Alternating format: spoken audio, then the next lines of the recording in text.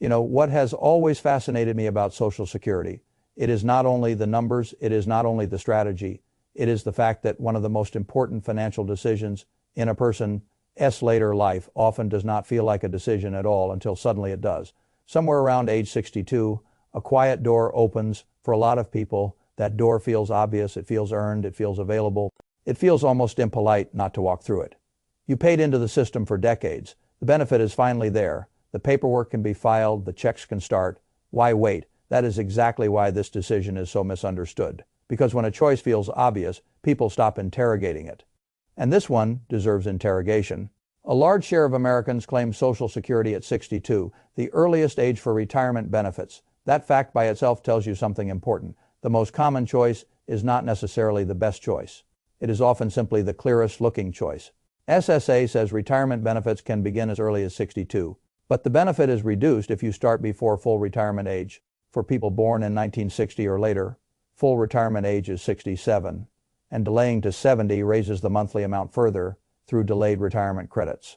Faysite Fayturn 740,970 search 3, Fayturn 740,970 search 6, Fayturn 740,970 search 11, Fayturn 740,970 740,970 search 14, Faith. Take it at 62 and get less. Wait until 67 and get more. Wait until 70 and get the most. So the popular financial media answer is easy to package. Delay if you can. Waiting is smart. Early filing is usually a mistake. End of story. I have never trusted answers that package well. Life rarely packages well, and Social Security certainly does not. The real question is not whether 62 is always right.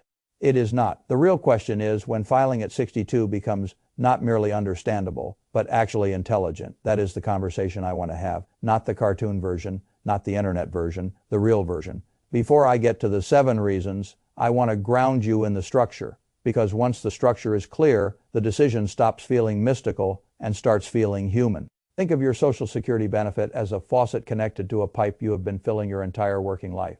Every paycheck that carried Social Security tax, every year of covered earnings, every contribution, it all pushed more pressure into that pipe. The longer you wait to turn the faucet on, the stronger the monthly flow becomes. Start at 62 and the stream is lighter. Wait until full retirement age and it gets stronger. Delay to 70 and the monthly flow gets stronger still. That part is true. But here is the part people miss. The faucet belongs to you, but time does not. If you wait longer, the monthly amount rises, but the number of months you have to enjoy it falls, and nobody gets a refund for the years they did not collect. That is the trade. Not good versus bad, not disciplined versus foolish. Earlier, smaller checks for more years. Later, larger checks for fewer years at some point. Those lines cross. People call that the break-even point. They obsess over it because it feels scientific. It feels like a clean answer is hiding inside the calculation. The trouble is the calculation depends on something nobody knows with certainty. How long you will live. That is the entire game. Let us take a simple example. Suppose someone can claim a reduced benefit at 62, a larger amount at full retirement age, and a still larger amount at 70. That is the standard shape of the choice. If that person lives only into the mid-70s, claiming earlier may produce more total dollars. If that person lives well into the 80s or beyond, waiting longer often produces more lifetime income. This is why break-even analysis matters and also why it can mislead.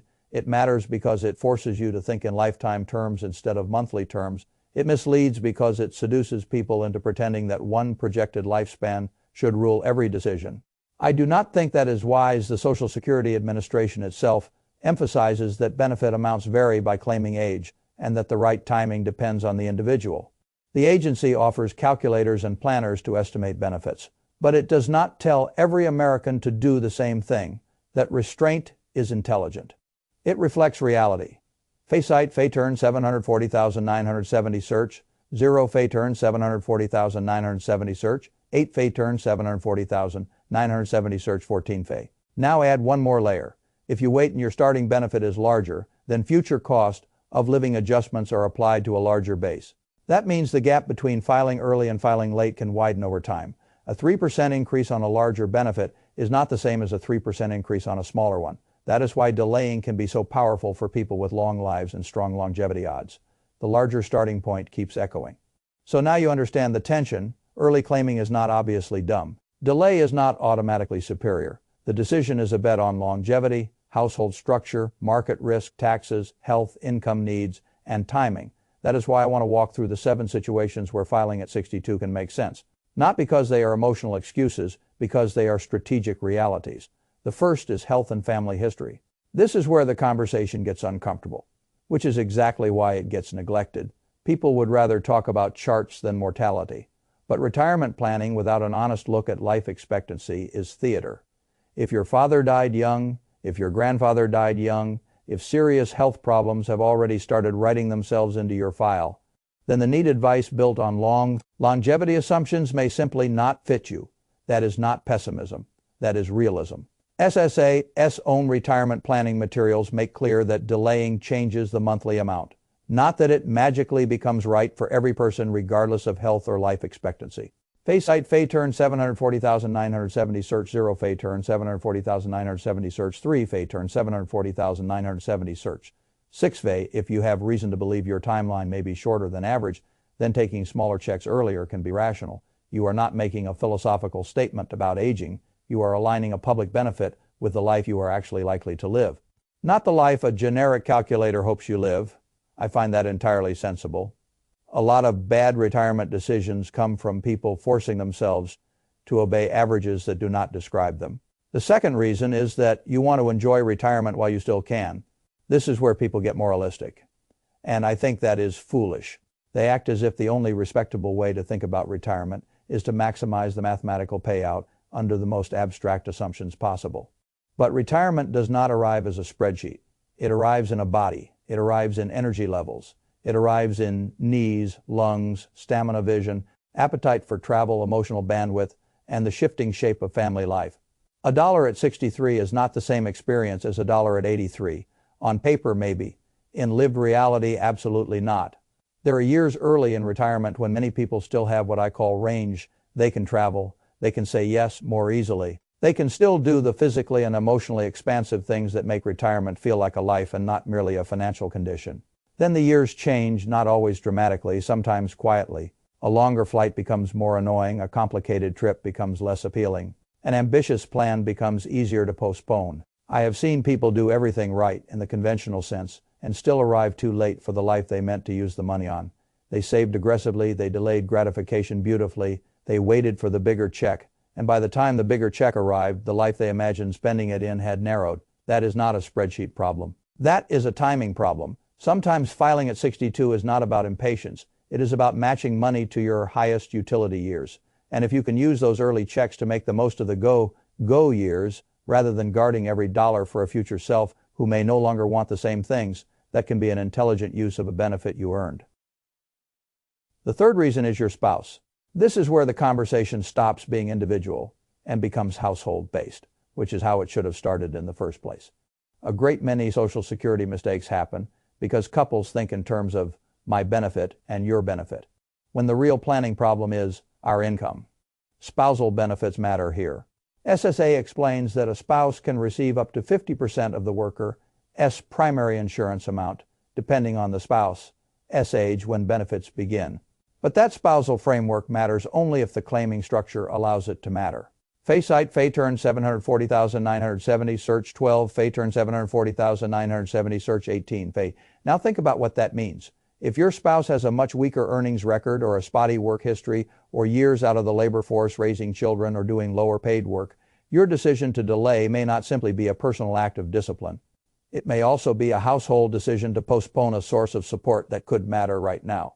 That is why the standard wait as long as possible. Advice can be too crude. It may maximize one person's future line item while depriving the household of years of income that would have improved the actual life of the family. I have seen this more than once. The high earner gets told to delay. That advice looks fine in isolation. Then nobody stops to ask what the lower earning spouse is forgoing while the higher earner waits. Nobody zooms out. Nobody asks what the total household picture looks like over time. A retirement strategy that ignores the household is usually not much of a strategy at all. So, if filing at 62 unlocks or supports a better total household income path, that is not a compromise. That may be the correct optimization. The fourth reason is that your spouse has a serious health condition. This is one of the places where Social Security planning stops feeling theoretical and starts feeling deeply human. If one spouse has a much larger earnings record and serious health risks, then survivor benefits become central. SSA explains that survivors can receive between 71.5% and 100% of the deceased worker's benefit depending on age and circumstances, and the surviving spouse may switch between benefits when eligible. Faysite Fayturn 740,970 search 1 Fayturn 740,970 search 4 Fay. That means timing decisions can be coordinated in ways that generic advice never captures. Suppose your spouse's record is much larger than yours, but your spouse's health is poor. In that world, you may decide to claim your own benefit at 62. Why? Because it gives the household cash flow now. If your spouse later dies, you may step into the larger survivor benefit. Anyway, the early years of your own benefit were not wasted. They were bridge income. They gave you something during a difficult stretch that otherwise might have produced nothing. This is a subtle point, but a very important one. A lot of people talk as if one should always maximize the highest possible benefit on every record. That is not how real households work. Sometimes the right answer is to use one record now while preserving another record's larger long-term protective value. That is not gaming the system. That is understanding the system. And when health realities enter the conversation, flexibility often matters more than formal perfection. The fifth reason is the market. More specifically, a market crash near or during retirement. This is where Social Security turns from a benefit into a tool. People who retire and rely on their portfolios immediately run into sequence of returns risk. If markets fall hard in the early years and you are forced to sell assets for living expenses, you lock in damage at the worst possible time. That is one of the most dangerous patterns in retirement finance. It is not the average return that kills you. It is the order of returns. Now look at what early Social Security can do in that environment. If you claim at 62 and create a baseline stream of guaranteed income, you may reduce the pressure to sell assets in a bad market. You may let the portfolio breathe, you may buy time, you may preserve shares that would otherwise have been liquidated at depressed prices. That is not a trivial effect. That can change the whole path of retirement. And there is an even more interesting angle. If you do not need every early Social Security dollar for spending, a market crash can make those incoming benefits strategically valuable. Instead of selling assets low, you may use the guaranteed cash flow to avoid forced withdrawals or even to buy assets while they are cheaper. That is a very different position from the retiree who is standing in front of a crashing market with no outside cash source and a monthly spending need that refuses to wait. I do not say that early filing is always best in a market downturn. I say that anyone who ignores the interaction between Social Security timing and sequence risk is not really planning. The sixth reason is tax timing. This is where people often get lazy because taxes are annoying to think about. That is a mistake. Social Security does not sit by itself in the tax code, depending on total income. Up to 85% of benefits can be taxable. That means the timing of Social Security relative to other income sources matters. Faysite Fayturn 740,970 search. 3 Fayturn 740,970 search 20 Fay. Now imagine a retiree in a temporary low-income window. Maybe work has ended. Maybe required minimum distributions have not begun. Maybe other income is low for a few years. That can be an opportunity. Starting Social Security in that kind of window may mean lighter taxation than starting later when more income sources are already piling on top of each other. I am not saying it always works out this way. I am saying taxes do not just care about the benefit amount, they care about context. And context changes. People who focus only on gross lifetime benefits sometimes miss the after-tax picture. I prefer after-tax thinking. A dollar you keep is more valuable than a dollar you merely count before it is reduced. So if starting at 62 allows you to spread income more intelligently across years, lower the tax bite on other withdrawals, or create a smoother household cash flow profile in a lower income period, that can be a legitimate reason to claim. The seventh reason is the least glamorous and in some ways the most important. You simply need the money. There is no elegance here, no clever optimization, no satisfying spreadsheet conclusion. Sometimes the right reason is that life happened. A job ended, health worsened, a family burden showed up, savings are thinner than planned. Inflation did what inflation always does to people without enough buffer. In those situations, Social Security is not a puzzle to be solved for maximum elegance. It is a safety net doing exactly what it was designed to do. Retirement benefits exist from age 62 because life does not wait for the most optimized answer. SSA is explicit that retirement benefits may begin at 62, subject to reduction. That is not a design flaw. It is part of the design. Faysite Fayturn 740,970, search 3 Fayturn 740,970, search 6 Fay. So if you need the money, taking it is not a moral failure. It is not evidence that you plan badly in some shameful way. It is using a benefit you paid into. Of course, I still think a person should ask one more question before filing. Is there any other bridge available? Can expenses be reduced? Can part-time work buy a little time? Can another source of income soften the pressure? Those are good questions. But once the honest questions have been asked, the honest answer may still be that 62 is the right move. And that is fine. Now, after giving you 7 legitimate reasons to file at 62, I also need to say something on the other side. There are situations where waiting makes more sense. If you are in strong health, have longevity on your side, have adequate savings, do not need the income, and are trying to maximize long-term inflation, adjusted guaranteed income. Delay can be extremely powerful. Delayed retirement credits do matter. For people born in 1960 or later, waiting from full retirement age 67 to 70 raises the monthly benefit to 124% of the age 67 amount. Fay site Fay turn 740,970 search 11 Fay turn 740,970 search 20 Fay. That is meaningful. If Social Security will be the foundation of your later life income, especially in very old age, then the value of a larger guaranteed monthly amount can be hard to overstate. That is the best case for waiting. But that is exactly my point. The best case for waiting is not the same thing as the best case for everyone. And that is why this decision deserves more honesty than slogans. Let me show you what this can look like in a real lifestyle scenario. Imagine a woman named Sandra. She is 62, recently retired. Her husband is 65. He has a stronger earnings record, but he also has a serious heart condition. Sandra's own benefit at 62 is meaningful, but smaller than what she would get if she waited until full retirement age. On paper, the delay case looks superior. Bigger check later, higher inflation, adjusted base, all the usual talking points. But life is not happening on paper. If Sandra waits, the household may be leaving years of her own benefit untouched, while they are already living with uncertainty. If her husband later dies and she steps into his larger survivor benefit, then the year she delayed her own benefit may not have bought her nearly as much as the spreadsheet assumed. By filing at 62, she creates income. Now she gives the household more flexibility while both are alive. Later, if the survivor path opens, she can move into the stronger benefit. That is not sloppy thinking. That is responsive thinking. The timing is shaped by the actual family, not by the most elegant generic rule. Now, let us pull the lesson together, because the lesson is bigger than age 62. I think there are 3 practical takeaways that matter more than anything else. First, stop looking for a single perfect age. It does not exist. Run the numbers, yes. But then change the assumptions, change the life expectancy, change the spouse's timeline, change the income needs, change the health outlook. Watch how quickly the best answer moves. That should teach you humility. It should also teach you that reasonable ranges are often more realistic than perfect points. Second, think in households, not individuals. If you are married, Social Security is not your strategy and your spouse's strategy. It is one interdependent strategy with multiple moving parts. Spousal benefits matter, survivor benefits matter, health differences matter, age gaps matter, earnings, history differences matter. If you ignore those, you are planning with only half the facts.